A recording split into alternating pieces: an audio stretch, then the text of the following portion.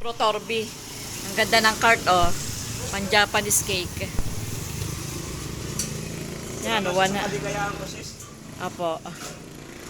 100,000 daw ang nagastos ni Brad. Dalawang pinto, ang ganda, no? Hindi, kung bibili ka ng bagong machine din, sis, Apo. lahat, mga 130 talaga. Ayan pa. Umpisa ka nito, ganito, umpisa ka ng Japanese cake. Lahat, bibilhin mo pa. Ay, malaki lang.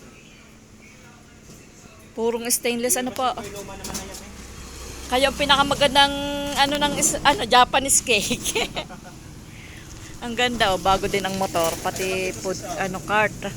33,000 daw ang cart. Nasa 100k na. Dalawa, oh. Gaano po katagal yung ginawa, bro? Ano po ito sa napatagal? Gawa ng nakapila po ito? Ay, opo. Apat na cart. Pangapat na may tatlong tricycle saka isang cart. Kaya medyo napatagal. Hindi mo ako nagpapagawa sa iba. Doon lang talaga, quality ang gawa niya. Opo, ang ganda eh. Japanese cake cart.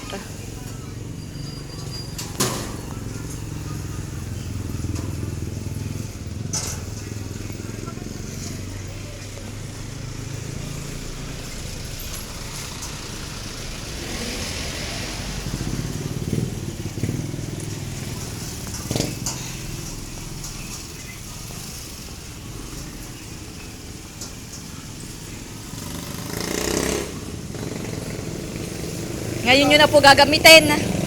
Ngayon nyo na po yung gagamitin. Bukas pa yung magagamit. Ay, opo. Pag-mimix ako, i-deliver ko sa Taal. Opo. Ito ang luho ko sa business. Oo nga. Isa kung ano-ano pa. So,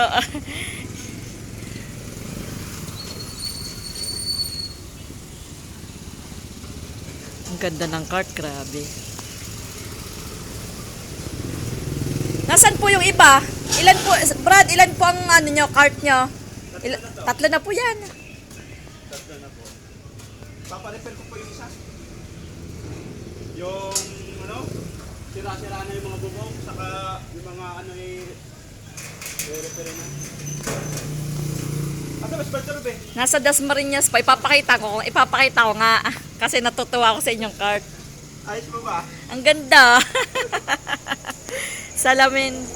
Nakasalamin pa. Kaya bro, ingatan na pa. Kaya sa customer. Hindi nga, ang ganda nga po. Ang ganda. Diba?